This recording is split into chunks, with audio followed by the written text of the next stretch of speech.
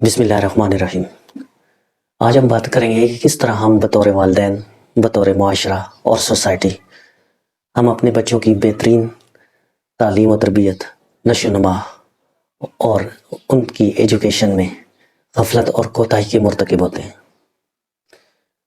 अगर हम एक बेहतरीन नेशन चाहते हैं, एक बेहतरीन मुआशरा चाहते हैं, एक बेहतरीन कौम चाहते हैं, तो सबसे पहले जिस चीज़ पे हमें फोकस करना होगा वो हमें फ्यूचर पे, और फ्यूचर पे फोकस करने के लिए हमें अपने प्रेजेंट पे फोकस करना होगा। और प्रेजेंट पे फोकस किस तरह करेंगे? प्रेजेंट पे हम फोकस करेंगे कि हम अपने अपकमिंग जनरेशन पर फोकस करें, उनकी बेहतरीन मेंटालिटी, उनकी बेहतरीन अपब्रिंगिंग, बेहतरीन ग्रोथ, बेहतरीन ग्रूमिंग, पर्सनालिटी ग्रूमिंग पर हम फोकस करें। अगर हम इनको एक अच्छा फ़र्द, माशरे का अच्छा फ़र्द बनाने में कामयाब हो जाते हैं तो यकीनन हमारा जो माशरा होगा, हमारी सोसाइटी बनेगी, वो एक शानदार किस्म की सोसाइटी बनेगी, वो एक प्रोग्रेसिव सोसाइटी होगी, वो एक ग्रोइंग सोसाइटी होगी जिसमें आगे बढ़ने की मौके होंगे, आगे बढ़ने की लगन होगी और आगे बढ़ने के रास्ते मौजूद होंगे।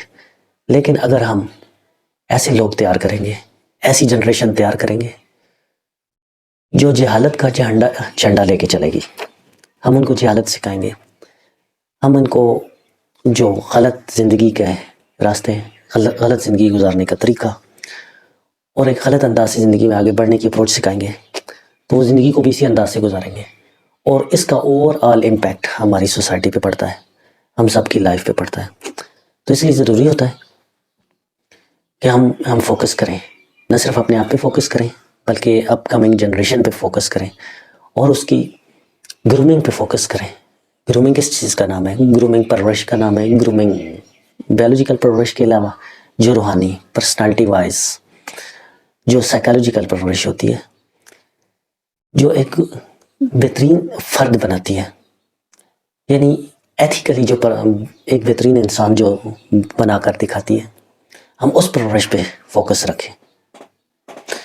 इसी सूरत में हम एक बेहतरीन अफराद तैयार करने में कामयाब होंगे जिनके ज़रिए हम आगे मुस्बत अंदाज से बढ़ सकते हैं।